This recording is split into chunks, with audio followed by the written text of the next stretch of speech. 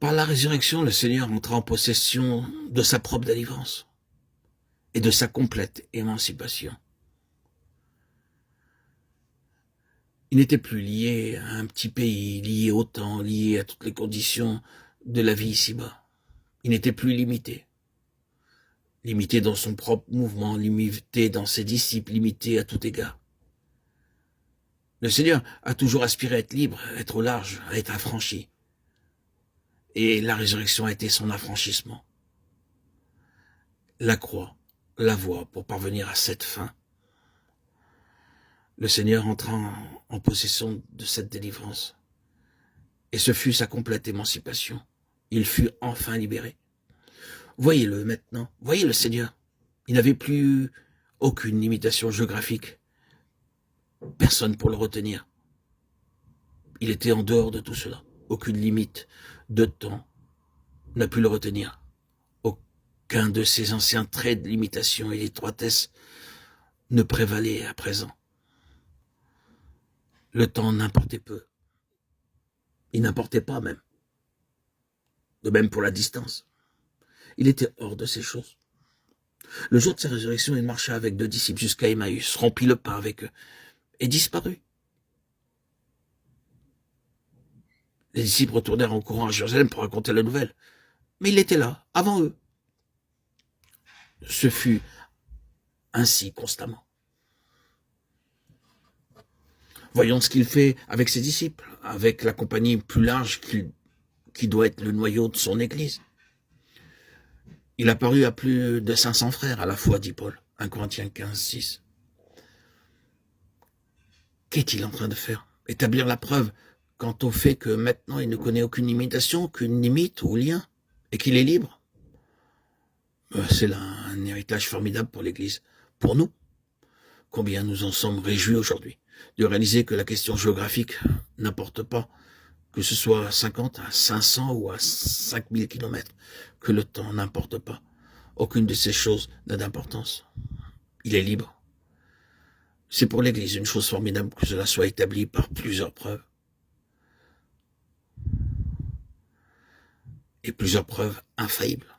Même si cela ne se trouve pas dans d'autres textes, dans d'autres traductions. Les preuves infaillibles sont bien appropriées. C'est sa part.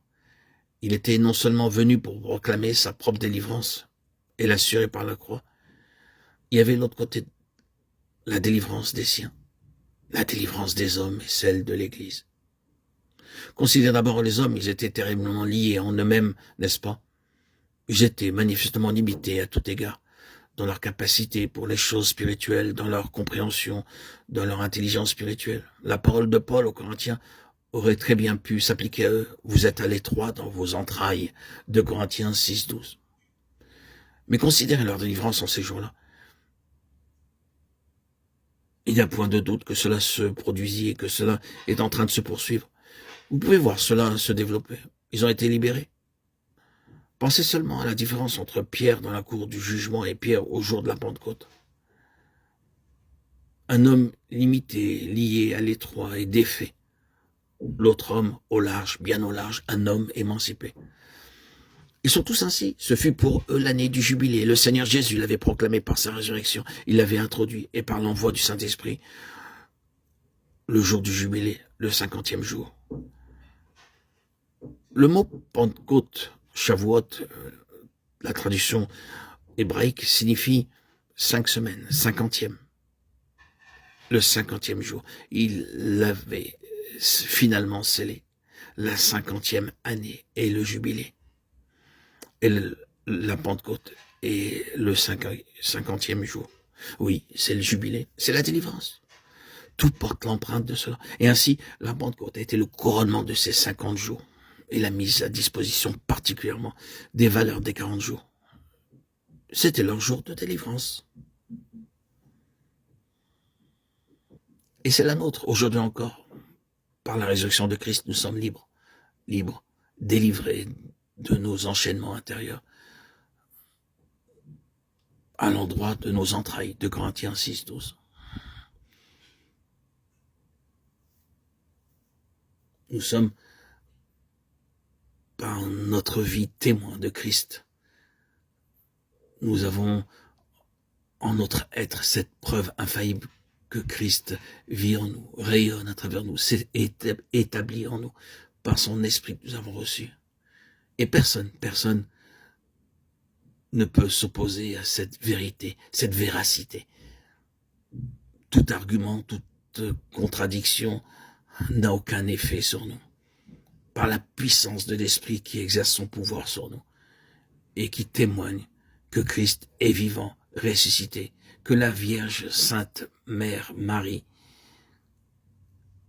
a eu par l'Esprit Christ en son sein.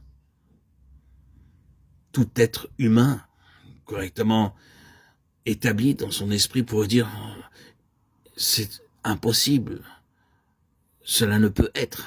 Une femme qui enfante un enfant sans avoir de rapports conjugaux, ce n'est pas possible.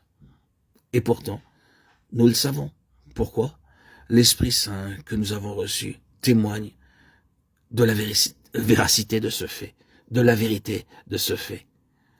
Ça pourrait être improbable, impossible selon la logique.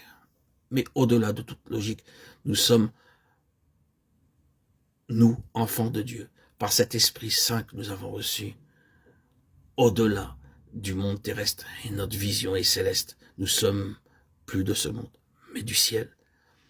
Nous vivons dans ce monde, avec cette vision céleste que l'Esprit Saint nous accorde, que la croix a établi en nous, par la résurrection de Christ. Oui, la Vierge Marie, la Sainte Mère de Dieu, a enfanté Christ par le Saint-Esprit.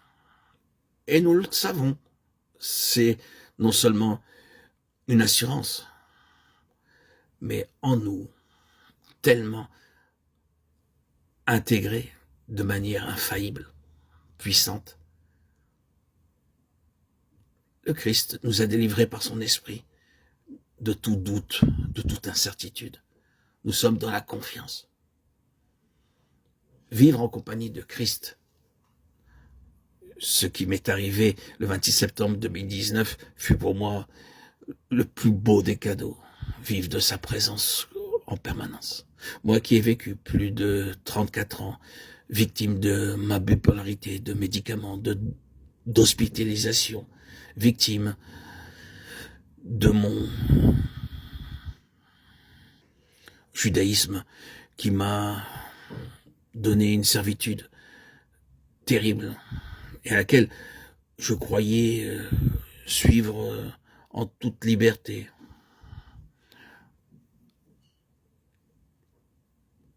Une libération.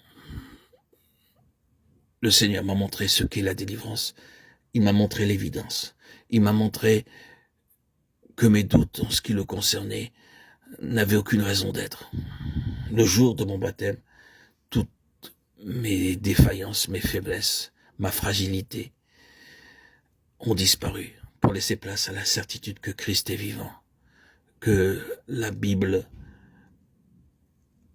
le Nouveau Testament et la Nouvelle Alliance offerte à tous ceux qui croient en Christ, Jésus, Roi Sauveur. Aujourd'hui, 6 ans après mon baptême, je vis cette puissance de Christ dans mon être. Ce Jésus qui est aujourd'hui ma couronne, mon Dieu, ma vie, ma croix, ma joie, ma bénédiction. Gloire à Dieu au plus haut des cieux et paix sur la terre aux hommes qu'il aime. À toi, Seigneur, tout honneur, toute gloire pour les siècles des siècles. Amen. À toi seul, tous les honneurs, Seigneur Jésus.